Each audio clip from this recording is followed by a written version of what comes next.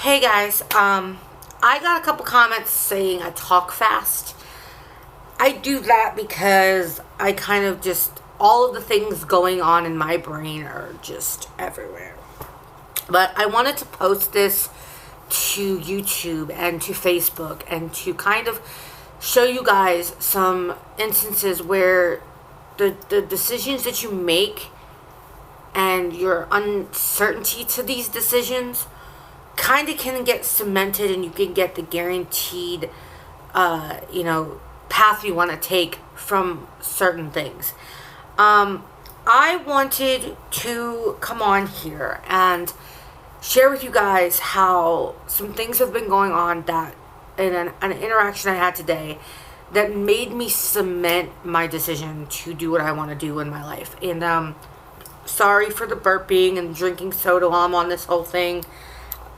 We're real here. We're not the situation. I'm sorry. This is really right. We're real here. We're not, the people here who kind of sugarcoat anything.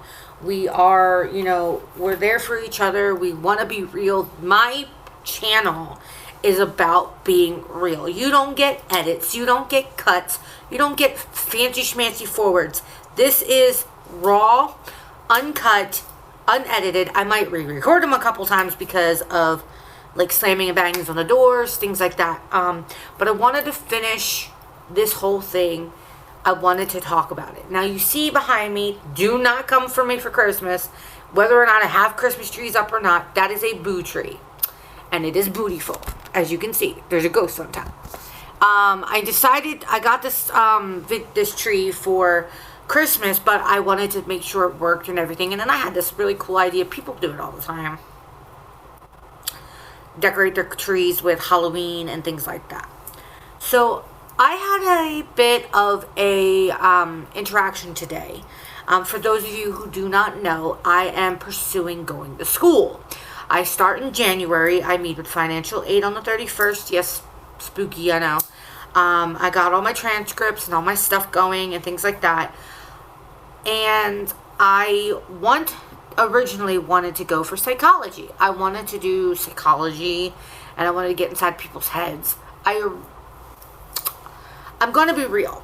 I was going to do nursing. I was going to go through, get my LPN, my RN, all that. But I have a fear now of being in hospitals, in a sense of, I had a huge panic attack when I went to the hospital the other day for my back. No choice. I had to go. That was something for my health that I wanted to make sure was okay. I ruptured the sciatic nerve, so I'm kind of like nursing that back to health. But I had a panic attack at the hospital. For those of you who don't know, in previous posts, I lost my husband. He died in the hospital. It was a big thing, and that was the first time in 2 months I went to the hospital after his death. So with everything going down, I was going to become a nurse. And I decided I don't want to be responsible for someone else's life in my hands. So nursing, you draw blood, you help in the OR, the ER, things can happen that you can't control. So I then thought about a secondary situation, becoming a psychologist, where I could help people heal.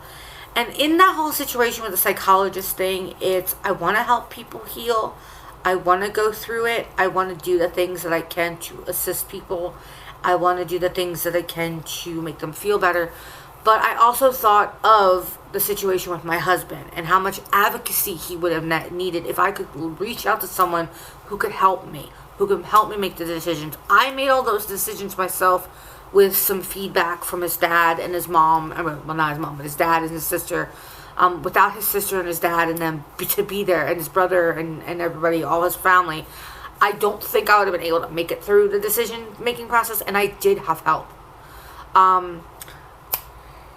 So with everything going down, I decided that I don't want to be responsible for that. So with everything going down, I decided, you know what, I want to do something to help someone.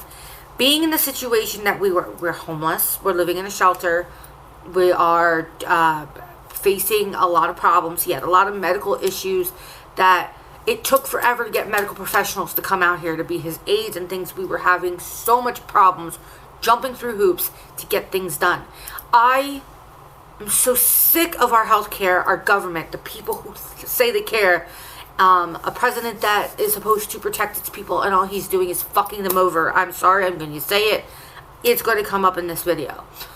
All of that being said, I want to be the voice for those who are afraid to voice, who are unable to speak, who are medically needing the voice to help them out. I want to become a medical social worker, either medical, child development. I have not really fully thought about it. I want to be a social worker.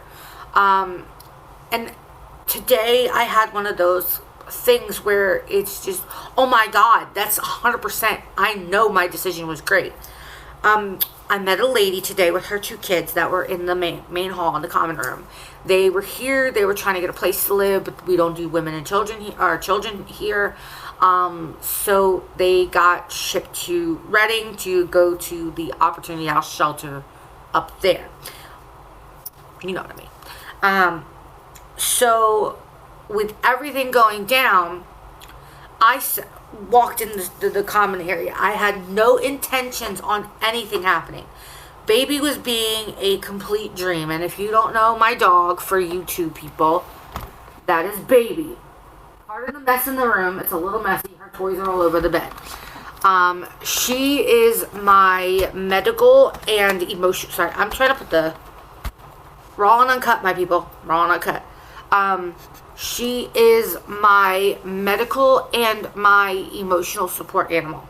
And for those of you who ask me, what does she do? Over the course of the last 2 months, she has been emotionally there. Every time I feel panicky or upset, I climb into bed, lay with her.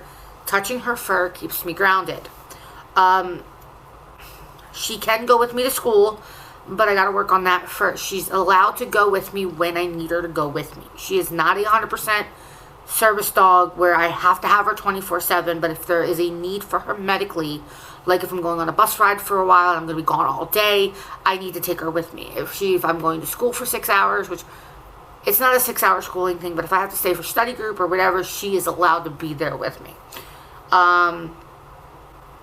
She's also a medical alert dog. I have diabetes, and I keep forgetting the name of it, so y'all can comment down below. Medical professionals, please tell me, because I keep forgetting. I look it up and I forget. I got to plaster it on my wall so I know. And it does not matter how much sugar I eat. Sugar, glucose, candy, soda, it doesn't matter. My sugar goes really low. I don't know if they said anemic with it or not. I have no idea. But I know that I get low blood sugar. And I do have medications. I do have regulatory pills. I do have a diet in a situation where I have to eat certain foods. And watch how many foods I eat. Because even though it's low no matter how much sugar I eat, they want me to be careful of how much stuff I put in my body. For those of you who don't notice, my mouth is out of control. I need to go to a dentist and get everything pulled. I have lost 35 pounds walking around with the dog. So it's kind of been... we're working on it. So with all of that situated, I took Baby with me to the front just to go get food and chill out because she goes with me. And I met this mother and her 2 kids. The boy was 13. The daughter was a little older. And the son goes, hey, can I pet your dog? First sign of a very respectful kid. This mama was doing her best to raise her kids the best she could. The situation is they could not stay here because there were kids involved, so they had to go to a different shelter, as I said before. I let the kid, as a caution, because I didn't know how she was going to act, because kids are hit and miss. She allowed a lot of little kids at the Halloween parade here, or Halloween situation thing here in town to pet her, so I was like, all right, we'll try it out. She loved them up, licked them, hugged them, kissed them, played with them, had fun. And the whole time, the mother was sitting there just emotions. She's like, this made my day. Thank you for letting us pet your dog. And she was just going into some details with her life, like how her animals are not with them, the situation that they came out of. She was just opening up to me, and I'm not going to put that out there on the the interwebs, but She came to me and said, thank you for making my day. Because I sat there with her, I talked to her, I gave her, I tried to give her my best pep talk as she felt out of it. She felt like she wasn't a good mom. She felt like she was having a really bad a day, and I just gave her some positive vibes. I gave her some positive vibes. I gave her some positive affirmations. I told her, you're doing the best you can. You're doing really good. And she just looked at me and hugged me and thanked me. Before I left to leave with the dog to go take her to the bathroom, and I'm going to cry because I said, I didn't say anything about where I was going or what I was doing. So before I left her to leave to take the dogs to the bathroom, she came up to me and goes, I was going through it very bad. My kids were having a bad day. We want to thank you for making it a better day. And I said, well, you're welcome. My dog is emotional support. She understands when people are upset. She wasn't going to harm you guys because she wanted to make sure you were better. And this lady goes, no, you, yourself, you gave me words to live by. You helped me with a problem that I was having. You gave me information that I did not know you use. And you told me that it was going to all be okay when I felt like it wasn't. And now I believe it's going to all be okay. That right there kind of cemented the choice of where I'm going to go. And actually tomorrow when I see my caseworker who comes tomorrow, I'm going to explain to him where the change of heart's going to go. I kind of want to be the voice for someone who doesn't have a voice, like someone who's sick or deaf that can't speak for themselves. I want to be the voice for someone who is in a homeless situation like I was, and we're down in the dumps, like this poor lady and her kids who had no idea what they were going to do next. And just a small push of kindness made her feel less bad about her situation, made her feel less depressed about it and more uplifting and happy. And this is why, even if I am grieving and I am dying inside, which I've been doing every day, I'm not gonna lie, I'm not gonna be 100% happy-go-lucky Heather and not be honest, but giving someone some advice, watching my dog play with the kids and giving the mom some smooches and playing and love, and seeing the kids smile and the mom smile when my dog says hello and speaking to them and having conversations, that made my day. That cemented my decision to become a social worker. I wanted, or even a counselor, a psychologist. This is what I want to do, and I want to go to psychology as well as do social working. I want to get the background in psychology so I can understand the brain a little more before I make my decision of what's right and what's wrong. And this is something, whether I can help someone get through a very bad grieving problem, like death or homelessness or feeling depressed or whatever, just giving them the tools and helping them out.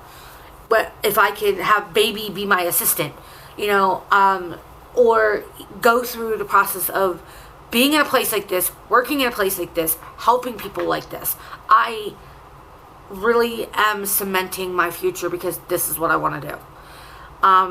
And I'm going to work harder at it because it's something that I truly want to achieve. I want to make sure that I achieve it. And I know that the words can be like, you could say all this, you could do all this, but how are you qualified? You have to have compassion. You have to have compassion for someone else in that situation, even if you're not in that situation. Even if you've never been homeless, never been broke, never been on food stamps, never been fighting to penny by penny to figure out what your next meal is going to come from, fighting in line to go to food pantries and food banks and being homeless and trying to feed yourself because you can't cook, living in a tent trying to figure out how to light a fire to cook a meal or to open up a can to eat. Unless you've been through it and you can empathize with these people, teach yourself how to do these things, how to understand. Speak to people in these situations and how to understand. Don't judge. Don't be an asshole is what I say. That's how I can tell you I'm ready for this job. Don't be an asshole. Be compassionate. Be straightforward with these people. You can lie through your teeth to give them what they want to hear, but sometimes healing helps if you tell them the truth. Be honest with them. It's not going to be that bad. Don't say that if it's going to get worse. Teach people that if no, it's going to get worse, you'll learn, and then it'll get better. And I am learning that myself daily. I'm learning to cope with my guilt and my grief of feeling guilty about the death of my husband, so that I know health issues happen. It's not my fault. Now, the only thing that I really do feel like it is my fault that I should have taken him in sooner about the sepsis, about the wound on his bottom. I couldn't have realized it was a stroke happening. But in another sense, I'm also wanting to go through these courses so that I can understand the mind, understand what's going on, maybe find more coping mechanisms that would help me not feel the way I feel, even though I do feel that way. And I want to let everyone on YouTube, on Facebook, throughout the world understand that it is okay to grieve the way you feel like grieving. You can say you're the worst person in the world if that's how you feel. But also understand that people who are helping you are not talking you down to make you feel worse. They're not talking at you and saying that you shouldn't feel that way to make you feel worse. They're trying to give you an option to understand that some things we cannot change. We cannot control. Things are happening medically and mentally and physically, and disasters and things like that. You don't control the weather. That's not your fault that a tornado hit the house. That's what kind of what I mean. In me sitting here and understanding that what I want to do is to help people, whether it be a voice for the person or to help them get in a situation where they can understand what they're feeling and cope with it. Either or is how I want to live my life. So I'm kind of I'm going to talk to my advisor on the 31st when I talk to them, because I want to do social working, but I also want to do psychology. So I want to see if there's a way I can do both. So thank you for listening to this video. If you've listened to it all the way through, I am going to post a blog post on my blog. I will link it in the next video or edit this to link it down below when I get it written and everything, because I wanted to put it on video because it makes it a lot easier than me typing it. But I wanted to tell each and every one of you, and I talk with my hands a lot. I move my hands like this. I'm an animated person. I can't do anything about it. I'm Tom and Jerry's older sister. But I wanted to thank each and every one of you who have made a comment on my Facebook posts, sent me a message throughout this whole ordeal with my husband. Anyone who has been supporting me with my decision to go back to school, supporting me with my decision to live my life the way I'm living it, and to sitting there and listening to me when I needed a conversation. To everyone who watches these videos, to watch them and not just because I sent the link and go ahead and click, and the first 2 minutes you're like, no thank you. I want to thank each and every one of you who watch these videos, who click the like buttons, who send me really beautiful comments, or even the asshole ones. You know, exposure's exposure. But I want you to know that you are all in my heart, in my mind, thinking about you guys. And I hope everyone who is struggling with the situation of the Cheeto and, the government, you're here in my prayers. If you need any resources and you live in the state of Pennsylvania, in the area of Pottstown, even if you live in a different state, if you need help finding resources, please come message me. I will help you look. I will search. I will do Google searches. I will do the Google. For those of you who don't know that reference, I will be making a different video as in memorandum of my husband, so you'll understand what I mean. But I wanted to thank you, and if you need help, please, if it's not for me and you're struggling mentally, physically, call your crisis hotline. Call a friend, someone that can talk to you. Reach out to 211 if you need the resources, or whatever the number is in your state for getting assistance. I love you guys, and I